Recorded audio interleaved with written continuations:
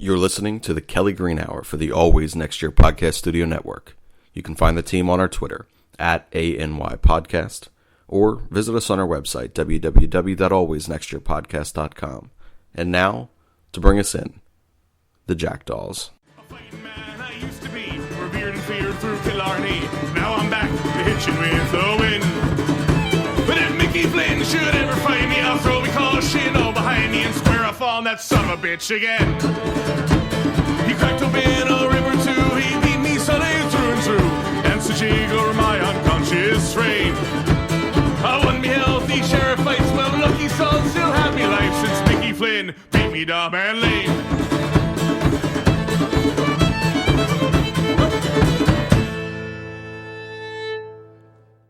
Good evening, everybody, and welcome to the Kelly Green Hour, and it's a non-victory hour here on the Always Next Year podcast as the Philadelphia Eagles fall to the Detroit Lions 27-24 in a game that was filled with a whole bunch of miscues by the home team. I'm your host, LJ Arell, and joining me as always is Connor Donald. Connor, before we get into any Eagles talk, how you doing, my friend?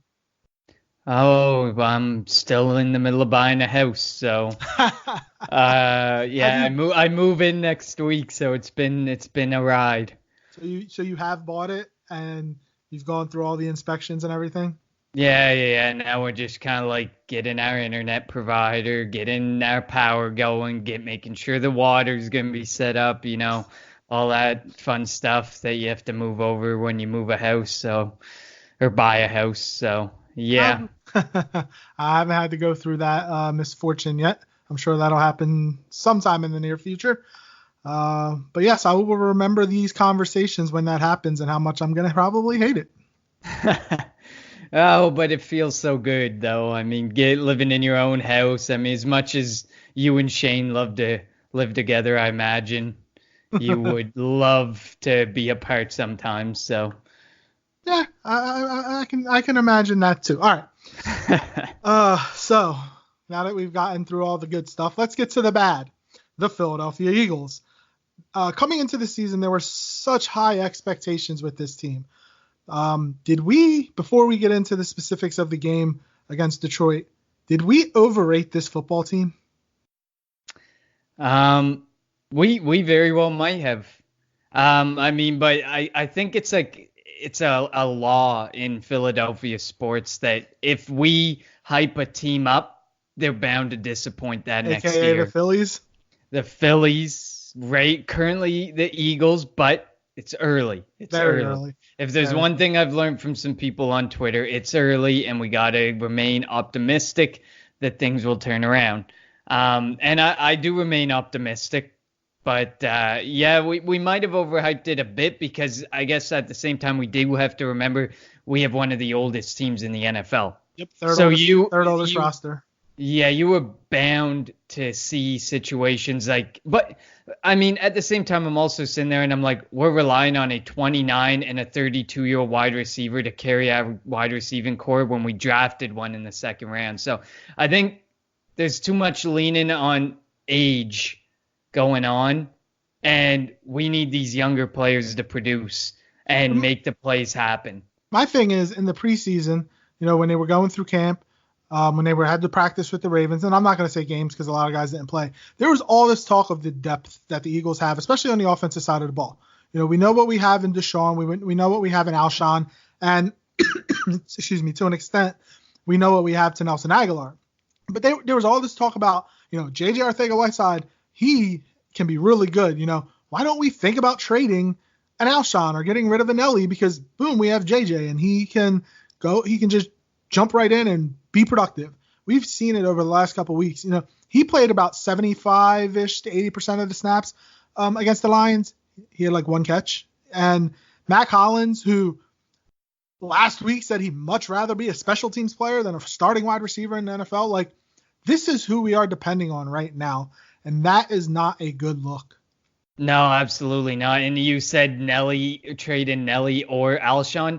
I would be quite okay with trading Nelly right now. Well, now at this point, it is painful. It is, but right now without Alshon and without Deshaun, Nelly's our number one receiver. We can't afford to get rid of him, because then if you say you were to get rid of Nelson, if you got rid of Nelson last week after he had the potential game-winning touchdown drop, your starting receivers are J.J. Arcega-Whiteside and Mac Hollins, and Greg Ward would be sprinkled in there. And you know what? That is a lot worse than what we just saw. Mac Hollins is not a terrible option if he would just stop pushing off. He's too handsy. Yeah. Like, how many was that? 2 or 3 offensive pass interference where he's pushing off. There were 2 against him and then 1 against Darren Sproles. But, I mean, there was one on Hollins that I was kind of sitting there and I'm like, okay, are we really? Is this? And then you watched Sanders nearly have his face ripped off. Like, are we seriously going to nitpick like that? The NFL was lucky that his helmet came off, because if his chin strap would have stayed on his chin, his entire neck was going in 180 degree. Like, his neck would have snapped. Like, the NFL is lucky, and the fact that there was no flag thrown on that, but then you have, ticky-tack fouls, the block in the back on Malcolm Jenkins during the blocked field goal that Rasul Douglas was returning back. The defender turned into Malcolm Jenkins. You're going to throw a flag on that, but you don't throw a flag on the face mask against Sanders. You mentioned the one offensive pass interference on Mac Hollins. Like, it is, and then they missed a block in the back on the Lions kickoff return for a touchdown. Like, the refs were, and I'm not blaming the loss on the refs. Obviously, the Eagles had their chances, but they were terrible. Tony Crency is not a good ref. And the ref that missed the face mask is the same ref that missed the pass interference call in the NFC Championship game last year. Oh, what a surprise! But I mean, I also read that 7 of the 16 or 17 reffing crews that they have this year, the lead ref is in his first year as a ref. So Tony Crenny's a vet. Like, obviously he's a vet, but I mean, that just goes to show you that the people coming up to be the line judges and to make those calls are also young, and the people, the Tony Crentys of the world and others, are also getting older. So I think that our refereeing issues are about to get a lot worse before they get better, because the older crews are aging, newer, younger crews are coming in. And I mean, the newer, younger crews do call a lot of ticky-tacky plays, but they do make a lot more calls at the same time. So they are trying to make the game safer. But I mean, you're protecting the quarterback, but basically saying everyone else it's a free-for-all. Because Miles Sanders, that was more violent of a hit than I've seen on most roughing the passer calls this year. Mm-hmm. Yeah, and it's I can't believe how they did not see that. And then the Tennessee Titan guy, the guy that did it, I can't remember his name. He ran off the field and he was just laughing because he knew he got away with it. Oh, he knew it. I mean, in the minute that Sanders went down full speed, I did not need, like, usually like, oh, the speed, the spur of the moment call, that's a tough call to make. At full speed, I knew that was a face mask. And the camera angle that they had, you couldn't even see Sanders' face. But you knew the way that he went down, it's like something happened there. That's not a normal tackle. He either tackled him high or he got his face mask. And lo and behold, they sew it down and show the replay, and Sanders almost has his neck broken. Yep. So the one thing that was encouraging to start the game, the Eagles scored 10 first quarter points, which they needed to find a way to get going quickly. The Eagles took the ball or had the ball first because Detroit won the toss and deferred. So the Eagles went down the field. Yes, Carson missed a throw. He kind of threw a bullet pass instead of a back shoulder fade. I think it was to Hollins, if I'm not mistaken. So maybe that's a missed play right there by Carson, but they were able to get a field goal. Then the very next play was the kickoff return for a touchdown. Then the Eagles were able to go back down the field, and Jordan Howard, who again did not see the field enough, scores his first touchdown as an Eagle. You know, the one thing about Carson Wentz, and the thing that's been bothering me all day listening to sports radio, how people can blame this loss on Carson Wentz. Mm-hmm. It was not Carson's fault. Mm-hmm. Carson didn't drop the ball 7 times. Carson didn't fumble the ball 2 times. Carson had more tackles than the entire defensive line combined. That should not happen. And if anybody wants to blame, Carson is the furthest issue with this football team. They have way more issues than the quarterback. Absolutely. I mean, when looking around on Twitter and then pulling together some stuff for today, Wentz did all he could. His PFF grade was 81.6. That is an elite quarterback grade that he got. And another crazy one. This was the one that made my jaw hit the floor. So we had 7 total drops. 3 deep balls were dropped on Wentz. How many deep balls were dropped throughout the other 15 games that took place, or the other 13 games that took place on Sunday? 3. Wow. 3. So we had more deep balls dropped, the same amount of deep balls dropped as the entire rest of the Sunday. I could tell you something. That pass that J.J. Arcega-Whiteside dropped on the 4th down play in the 4th quarter, Alshon wouldn't have dropped that. Ertz wouldn't have dropped the pass that Dallas Goedert dropped in the end zone. Granted, the Eagles did score a couple plays later. Deshaun, he has great hands. He's not dropping easy passes. This team needs to get healthy. I think that's one thing that me and you were talking when we were texting back and forth yesterday. Mm-hmm. If this team can get healthy, they're going to get back on track. But the big question is when and if, they can get healthy. They have a short week this week. You have to go to Lambeau Field, Green Bay. They're staring 1-3 in the face right now. And, they're going to be 1-3. Dallas has the potential of being 4-0. And that's 3 full games in the back of the division in the first quarter of the season. Something has to change, whether it's practice, whether it's coaching, whether it's scheme. I don't know what, but something has to change in order for this team to get back on a roll. Oh, exactly. I mean, we talked about it what was it, Friday when we did the preview episode, Thursday when we did the preview episode. It is about Carson Wentz's playmakers making plays, and they are not making plays. And there are 7 3-0 teams left in the league right now, and we play 4 of them in the next 8 weeks. So the schedule does not get any easier. Healthy or not healthy, the schedule does not get any easier for us. This season does not get any easier for us because we were a good team last year. So we take on a slightly stronger strength of schedule. And so it's not going to get better this year. No, and this game, I was really high on the Green Bay Packers, and I continue to remain high on them. So I am extremely worried about this Thursday. Yes, it's only a quarter of the season though, so I'm not going to go too crazy. But 1-3 is not a good start when you have Dallas potentially starting 4-0. And I know we're going to later on this week we're going to get into the Packers. It's actually going to be really soon because the game's Thursday. But if you think about it, Aaron Rodgers, while he is learning a new offense, he still has really good weapons. Devontae Adams, Aaron Jones, William, they're not a joke on the offensive side of the ball. And that defense, Mike Pettin has that defense flying all around. They got 2 new outside linebackers in Preston Smith and Zadarius Smith, who they got from the Redskins and the Ravens respectively. Adrian Amos, they got that team is playing for a new head coach, and they are playing, we both picked the Packers to win that division. I know I did. I think you did too. Yeah. We both picked them to win the NFC North. So this is not going to be an easy game. And again, we'll get into that, later on this week. But, it's not an easy game and an easy schedule. And as you mentioned, they got the Packers who are undefeated, the Bills who are undefeated, the Cowboys who are undefeated, and the 4th one is escaping my mind right now.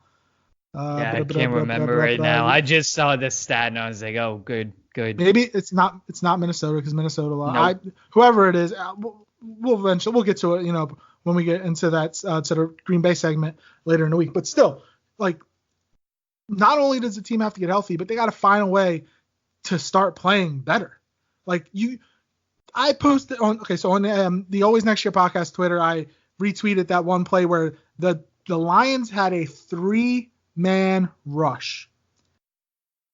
And the 5 offensive linemen for the Eagles still allowed Carson Wentz to get sacked. Now, Is it 100% on the offensive line? No, because receivers need to get open. The receivers did a horrible job. When they got open, they dropped the ball. But when they weren't dropping balls, they weren't getting open. There were times when Carson Wentz is running all around and in the backfield trying to make plays, but he can't because the Lions double team Zach Ertz. What other weapon are you gonna be fearful of on the outside? No weapon on the outside was able to help Carson Wentz. And that's one of the reasons why I say if anybody put the blame on Carson Wentz, they know nothing about football. The last 2 weeks are not Carson Wentz's fault. He put the teams in position to win. Threw a perfect pass to Nelson Aguilar, he dropped it. Threw a perfect pass to Goddard, even though that wasn't for a game winner, he dropped it. Threw a perfect, he kind of was throwing off his back foot, and it was still got to him. The defender did not hit it, and it hit Arcega-Whiteside in the hands, and he dropped it. You have to help your quarterback out. No, I completely agree. And Doug Peterson said post-game that this isn't a defining loss in our season.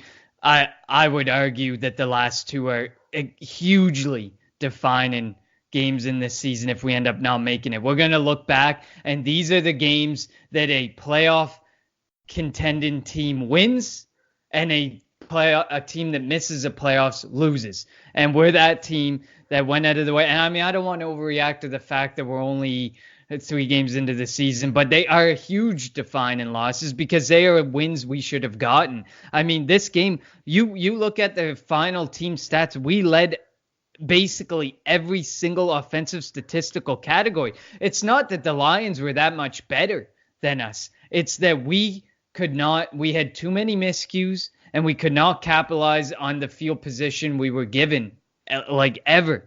Every time we got the ball, every time we got that good field position, that's when the fumbles happened. That's when the drops would happen. The offensive pass interferences. It was too many miscues, and you cannot blame Carson Wentz. The PFF grading speaks for itself. It was an elite passer grade, and everyone around him made it so that it looked like it was his fault. But you could not, though, that's why we drafted J-Jaw. Was that type of, you go up there and you're going up over that cornerback, you come down with that ball.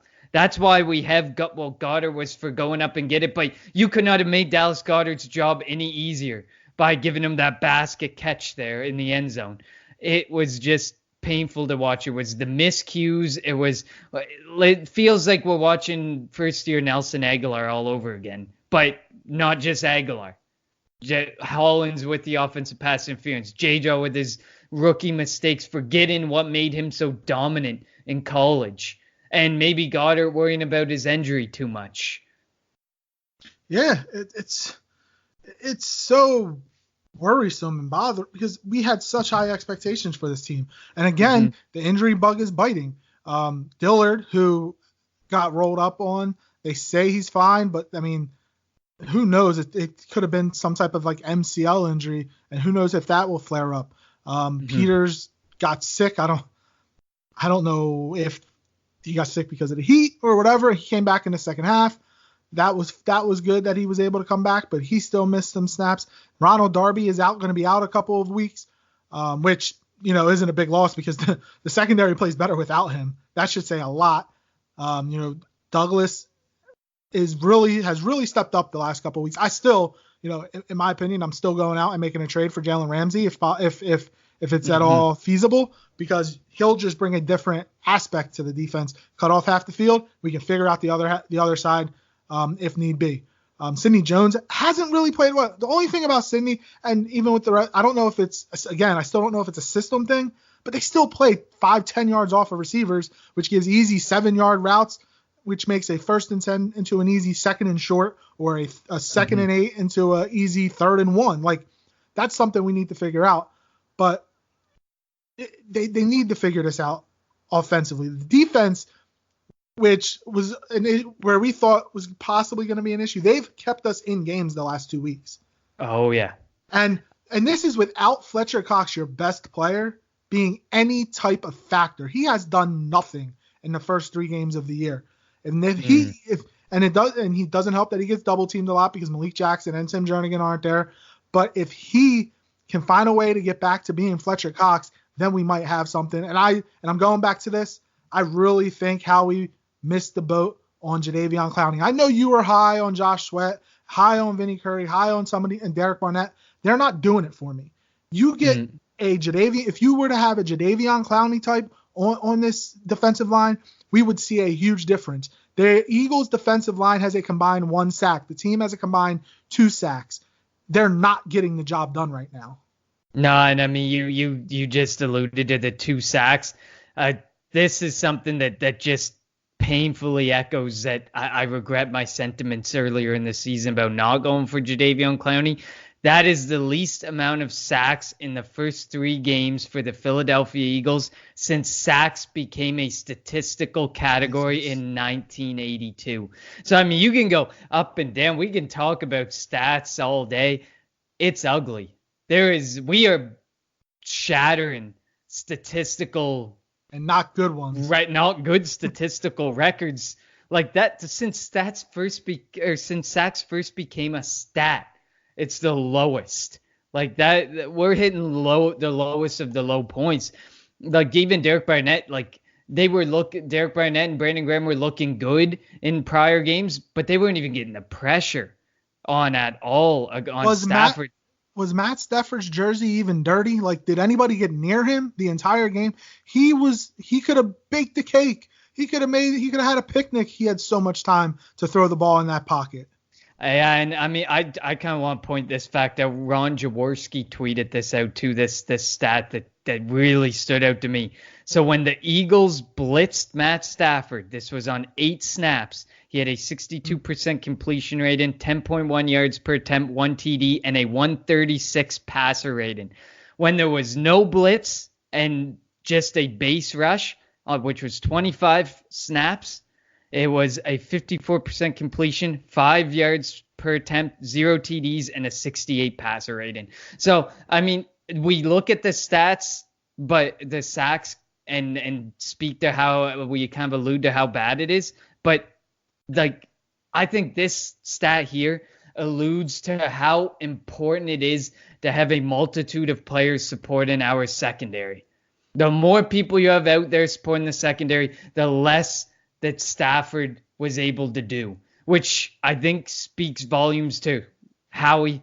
You need to get Jalen Ramsey. If you can shut down one half of the field and you can blitz a little more, you can bring a 5th guy in there instead of just the same 4 guys over and over again, that could change the whole landscape. Jalen Ramsey, like we said on the preview show, he shuts down a whole half of the field. You almost don't even have to think about one half of the field. You don't have to think about Kenny Golladay in this game because you know Jalen Ramsey's covering Kenny Golladay the entire way. And you can put Jenkins, you can have Jenkins doubling up on the other side with Rasul Douglas and Sidney Jones or Avonte Maddox or whoever is over on that other side. But he basically makes it so you don't have to worry about one half of the field. I 100%. You're not going to hear me disagree with you. I was a huge Ramsey fan when he came out of Florida State. When the Eagles traded up to number 2 to draft Wentz, I was in favor of them taking Ramsey instead of Wentz. I know that's crazy, obviously. But at the time, because I didn't know much about Carson Wentz, but I had talk about a man crush. That was Jalen Ramsey for me. I wanted the Eagles to take Ramsey with the number 2 overall pick. That's what I wanted, and he hasn't proved me wrong in terms of if they would have done it. Like, he would still be the second top 3 cornerback in the NFL, I think. Mm-hmm. Like, it doesn't matter what type of defense he's in, he's still gonna. He had a great game Thursday against the Tennessee Titans. Did you hear anything about Corey Davis? Did you hear anything about AJ Brown? Like, no, they didn't do. None of the Titans receivers did anything when they were up against. And I mean, I guess to their defense, Marcus Mariota is on a absurdly high record pace of being put on his ass. So their offensive line's not good. Yeah, I guess it's kind of hard to speak fully to Taylor that. Lewan's going to come back for. It doesn't matter. We're not Titans. Sure. But I mean, if should this might be good news. But like I texted right before we came on the air, Ronald Darby is expected to miss a few games. He with this injury, whatever this hamstring injury he has going on. So this could be a blessing in disguise and a reason for Howie to say, I missed the boat on Clowney. So let's go get Jalen Ramsey, because one thing that stood out to me, he had 4 tackles in the first quarter. Some might say, oh, good, he's getting in his tackles. Connor, myself on the other hand, says he's allowing a lot of completed passes if he's making those tackles. So I think this is a blessing in disguise in how he has to go out. I was not for Ramsey, but if 2 first-rounders is what you need to give up to turn this season around and to get a true shutdown corner, lock down that long-term contract, give him the 2 first-round picks, and then you have your lockdown cornerback for at least the next 5 years. Yep, and he's only 24. Like, it's unreal. I was all for a 5-year deal. He ain't 30 yet. I was all for Minkah Fitzpatrick, but I mean that went. Speaking of Minkah, which blew my mind. I just want to get that out of the way. That trade made 0 sense to me. This trade, Howie, this trade makes sense. Well, speaking of Minkah, not to change the subject, he had a hell of a game for the Steelers. He had a interception, a forced fumble. Like, he wasn't the reason they lost that game on Sunday. No, but the Steelers are a team if you're a Steelers fan, you got to be worried. I mean, we're sitting here freaking out at 1-2 and losing a couple close games. The Steelers have not looked good at all through 3 games. And it's only going to get worse. Mason Rudolph is not a good quarterback, by the way. They shouldn't have traded Josh Dobbs. I think Dobbs is better. But I digress. What was I We're not here to talk about Pittsburgh. Yes, I know. Are you worried about Fletcher Cox? No. I don't. How aren't you worried? I mean, I think it's kind of like what you alluded to. I don't think it's like something to worry about so far as I don't know if it's like an injury concern that people would be worried about. But I guess if you remember, not to cut you off, if you remember last year, Brandon Graham said he didn't feel they kind of have a similar. It's not the same, but it's similar. He said he didn't feel right until like week 13, week 14. We cannot afford that with Fletcher Cox. No, exactly. I mean, if it's an injury concern, like I tweeted out earlier today, Kamu Hill's coming back, Alshon Jeffrey's probable.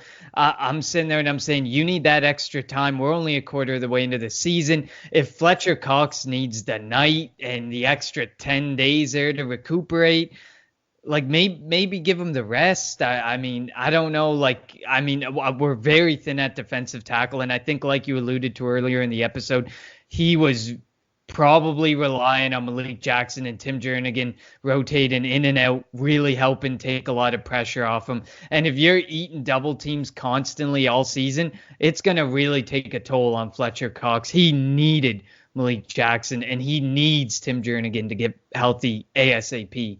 Because he can't do it alone. To have a Jadeveon Clowney who could take double teams too, right? Exactly. I agree. At the time, the state of our defensive line, when I was arguing that, the state of our defensive line looked a hell of a lot better than it looks now. Short Jackson for the year and Jernigan for 4 to 8 weeks. It looked a lot better. Admit it. It looked better. I'm not saying not saying don't preach Jadeveon Clowney, but I'm saying the state of it looked a lot better when Fletcher Cox had help. It looked better, but I still wasn't high on Derek Burnett or Josh Sweat. Like, they activated Deshaun Hall yesterday. He didn't see the field once. Why? He was I know it wasn't against Star, but he was their best pass rusher in the preseason. Give him a chance. You don't know what he can do against starters if you don't let him play. I'd rather him out there than Josh Sweat. Josh Sweat does nothing for me. No, I mean, if until he starts really showing things, all he is a rotational back for us, and that's how I think it needs to remain. But Deshaun Hall, if you're going to bring him in, rotate him out too. It's like the preaching for Jordan Howard thing. Like, let Deshaun Hall go out there. We know the defensive end position is not an easy position to play, especially when you don't have that second big defensive tackle eating up more space and taking up more bodies. So you need to rely even more on rotating those ends and keeping them fresh and keeping the pressure applied to the quarterback. And this week, more than ever against Aaron Rodgers, we need that. So I mean, Sweat does not do – I like Sweat. I want to see what he's got, but it's just like Sanders. You cannot force it. Make him that rotational end for the season. Don't make him a cornerstone who's got to eat up 50, 60% of snaps. No, not that. Give him a few less snaps, keep him fresh, keep Graham fresh, keep Barnett fresh. But, I mean, at the end of the day, if you're going to activate Deshaun Hall, you use Deshaun Hall in those situations. He was our best end in the preseason. Like you said, yes, it's only the preseason, but that has to be a foreshadowing of some sort.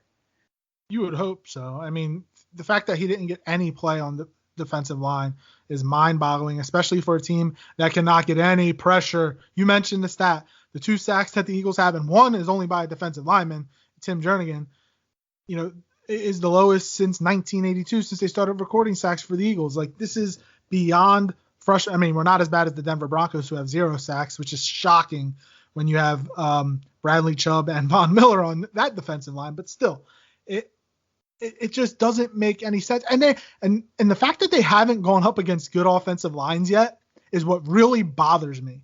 The Eagles are only giving up like 2.5 to 3 yards of rush because teams don't want to run the ball against us because our secondary is so shot. When receivers can run wide open, I hate watching Eagles games and I see opposing receivers running with nobody around them, and then our receivers, when Deshaun and Alshon aren't on the field, can't get open, can't get separation. And when the few plays they do get separation, they're dropping the football. Like, it's so frustrating. Sunday, it was just mind-boggling, all the mistakes that the Eagles made. And I had tweeted out, or I can't remember if it was Twitter or Facebook, whatever, that they're staring. Going to Lambeau this week is not in. The Packers have never lost a Thursday night game at Lambeau. Think about that. The Packers have never lost a home game on Thursday night. The Eagles are up against surmountable odds. The fact that the spread's only 4 points right now is shocking because the Eagles are 1-2. The Packers are 3-0. They're home, short week. Like, I would expect it to be a touchdown, the Packers to be a touchdown favorite. But the Eagles are going to be fighting a bunch of odds going in on this short week, short-handed against a very good quarterback and against a very up-and-coming team that are out to prove that, the last couple of years were flukes. I don't know how they're going to do it, but some things need to change in the next 72 hours before they get to game time Thursday. Do they ever? And I mean, it's a positive thing that Jeffrey's taking a step in the right direction, and Camus Hill's coming back, but we need a lot more than that. We need those position players to really step up and to really make plays and do what they're being paid to do. And it's really frustrating. It is. So if you're Howie, he won't help this week. Are you making a call to Chris Long and being like, bro, we need you, get him ready for the Jets game, or even after the Jets is, I don't remember who's after the Jets. Is that Dallas or Minnesota? I forget, whatever the schedule is. But after, get him ready for the Jets or the weeks after that. Do you bring Chris Long back? Because you're not going to get a quality defensive end in a trade market only week 3, week 4 of the season. But if you can get Chris Long, who knows your system, who was productive, then he had the second or third most sacks on the team last year. Mm-hmm. He's lost a lot of weight, but I'm pretty sure. I mean, he's already put out there on Twitter that he's just waiting for a call. Like, he wants to come back. If you're Howie, he's literally probably watching, saying, "Oh, when's this phone call coming through? Come on, Howie, I know you want to. Waiting for that. I know you want to." Like, or 610, whatever the heck the number is coming from NovaCare. If you're Howie, are you in communication with Chris Long and his agent? At this point, I would hope so. We need some help. I mean, we anywheres along that line, whether it's an end or a tackle, anyone who can do anything to help us, anybody who can do anything to help Jim Schwartz. He is doing everything to keep the Eagles in this game, and the key players on the offensive side are doing everything in their power to say, screw you, Jim Schwartz. I don't care about what effort you're putting into this game. I'm just going to go and drop this and drop that and fumble this and fumble that. Yeah, I mean, and apparently now I don't know if it was a dust up or if it was if we can classify it as a confrontation. But after Nelson Aguilar fumbled when nobody touched him, granted, I'm still iffy if that was really a catch because, I mean, who the heck knows what a catch is. But apparently Jason Peters went up to him and kind of got into his face. we saw it happen 2 years ago when Jake Elliott missed the field goal against the Giants. And then Peters went to him and said, hey, no more kicks, no more misses. And then he made that 61-yarder to beat the Giants. That's something we haven't seen with this team over the last, year and a half, 2 years, where infighting. Now, I'm not going to call it infighting because obviously nothing has really come out about it. It's just speculation. But they have to find a way to come together. Like, this is where, Lane Johnson said that everybody's against us now. And granted, it's only week 3. You shouldn't be using the no one likes us, we don't care, or the dog mask, or we're underdogs right now. But they have to find a way to come together because it's a huge game. Cannot afford to drop the 1-3 because that'll just make things a lot tougher. If you lose this game, you're 0-3 in the conference, or you're not 0-3 in the conference. You've lost 3 conference games, and that's not good when you're trying to fight for A, the division, and B, if you lose, you can kiss home field away. Like, they have to find a way to win this game and go on a run. Now, the Eagles could win 7 straight. They could win this game, win 7 straight. They could be, 9-2, and we're just laughing at that point. Like, oh, man, they figured it out, and we just needed everybody to get healthy. But the chances of that happening with the way they're playing now are pretty slim. Oh, definitely. We really need to turn things around. And I mean, we can't take that underdog mentality. We're no longer underdogs. We were underdogs the year we won the Super Bowl, but we no longer can take that mentality. So whatever Doug Peterson needs to do to get a different mentality into that locker room, he's got to do it. And he's got to do it now because a lot of the mistakes are happening on Doug Peterson's side of the ball. Mm-hmm. And I mean, like, I tweeted it out Sunday that I think we personally underappreciate Jim Schwartz because we sit there and we look at the secondary playing so far off.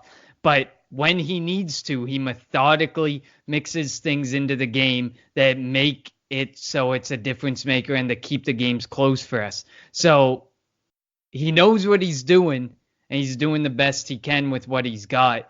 But at this point now, Howie has to step in, and Howie has to say, all right, this is beyond my coaches. I need to address a couple things. And he had the chance with Clowney. He has a chance with Ramsey. At this point, we got lots of youth. We got a mixture of youth. We got a mixture of older people. We may have the oldest locker room, but Jalen Ramsey is a huge difference maker, even if it costs you 2 first-rounders or whatever. But if it's true about the deal that they turned down with the Ravens, I think it's going to take a huge haul to get Jalen Ramsey away. Well, the Jaguars don't want to trade him, but Ramsey called out sick today. He says he has the flu, but something tells me, say if the Eagles were to trade for him tonight, he would play on Thursday. His flu would miraculously clear up. Like, he does not want to be in Jacksonville anymore. Jacksonville is hoping that A, if they keep winning games, and B, if maybe they do offer him a contract, he'd be willing to stay. But he's made it pretty clear he wants nothing to do with Jacksonville anymore. Yeah, I think it was just too little, too late. You decided. Shad Khan said, "Oh, I'll pay you," and everyone started to say what he wanted to hear. But it's too late. He's sticking by it. He hears you saying. And now he's realizing I am worth this much to you. And you're either going to trade me and get what you can out of me now, or you're going to let me walk for free.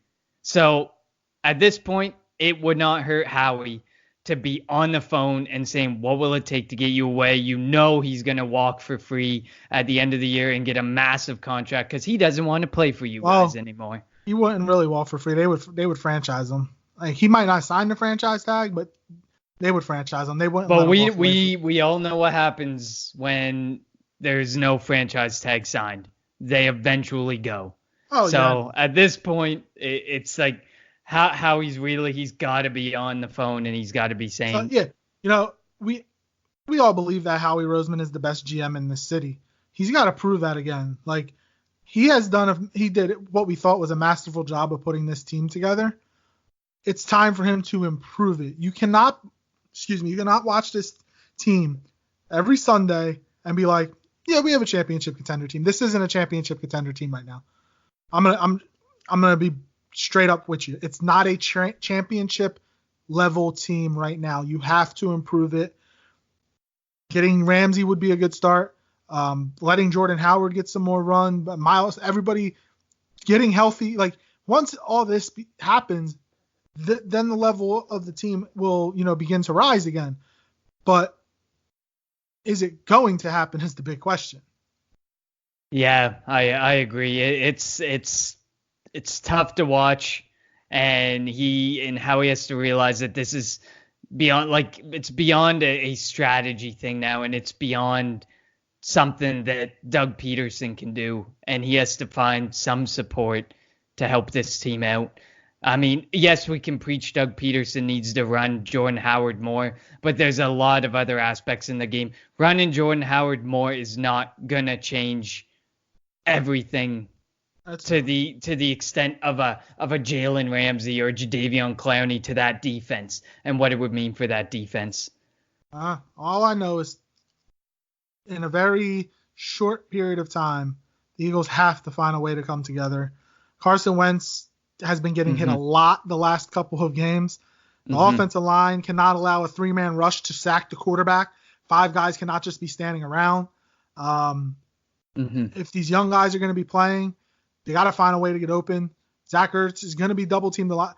When Zach Ertz caught the ball yesterday, I was shocked how Detroit let him get open. It made no sense to me. Like, he's the only offensive weapon that we really have that is trustworthy, and they let him get open. But again, I'm going to come to this. If it wasn't for Carson Wentz, the last 2 games, the Eagles would have gotten blown out. And the defense, because the defense stepped up. But offensively, if it wasn't for Carson Wentz, the Eagles don't score any points. That's how good he has been. The numbers may not always show it, but the last 2 losses have not been on Carson Wentz. And I will continue to defend that to anybody that wants to blame Carson Wentz, the Joe DeGilios or the Joe DeCamers on WIP who want to blame Carson Wentz for everything. It's not the stats. Fault. The stats are there. The replays are there. His Carson Wentz's positional players are just not supporting, and they have to. Goddard has to catch that ball. J-Jaw has to catch that ball. Sanders cannot fumble twice in a game. In the same Aguilar drive. cannot have the drops. Yeah, in the same drive. You can't have that. You can't. It just you can't. And I mean, I wouldn't even blame the offensive line, because even on that play, the amount of time he got, a receiver should have realized what was going on and come back to the play. And even if you only get 5 or 6 yards out of it, help your quarterback out. Yeah. Now I saw that you said that on Twitter, and yes, I agree that the receivers have to come back and help the quarterback out, but it still was a 3-man rush. You have 5 guys blocking. The 5 guys should not stop until the whistle blows. Like, that was inexcusable. Yes, it wasn't just on them because the receivers didn't get open, but when you cannot just stand there. It looks terrible on film. Like Doug Peterson said, they're not going to watch the film. Like they don't have enough time. So like they're moving past it. They're on the Green Bay. But if they were to sit down, if this was a regular week and they were to go in there, if I was Carson Wentz, I'm going into that offensive line room and be like, guys, what the heck did I do? Like, that was inexcusable. And I'm pretty sure, didn't that happen? I think it was 2 plays in a row that a 3-man rush sacked Carson Wentz. That should never happen.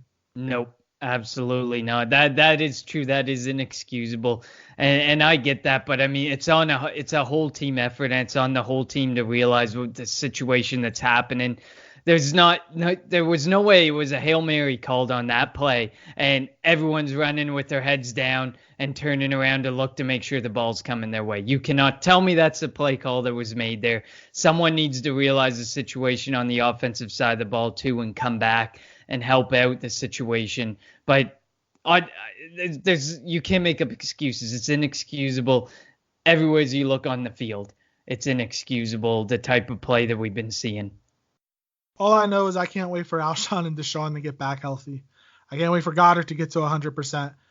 That offense with those weapons looks a lot different.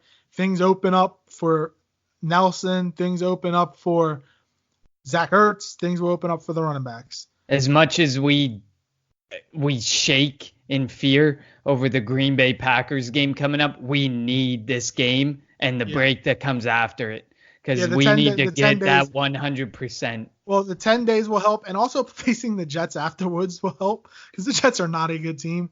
Like, they're really bad. They're not as bad as the Dolphins, but they're a pretty bad team. Hopefully Darnold is still out, but it looks like his return will be against the Eagles. So that's fine. I'm not scared of Darnold. I don't think he's all that. I'll take Darnold over Rodgers or sadly Stafford, and I've never really had to say that about Matthew Stafford. Time out. You said you would take Darnold over Rodgers? No, I'd rather face Darnold over I was about to say Stafford. I was about to say we were about to get into another argument. All right, so before we came on, you said yesterday you said you wanted to vent. Did you get everything out that you wanted to get out today?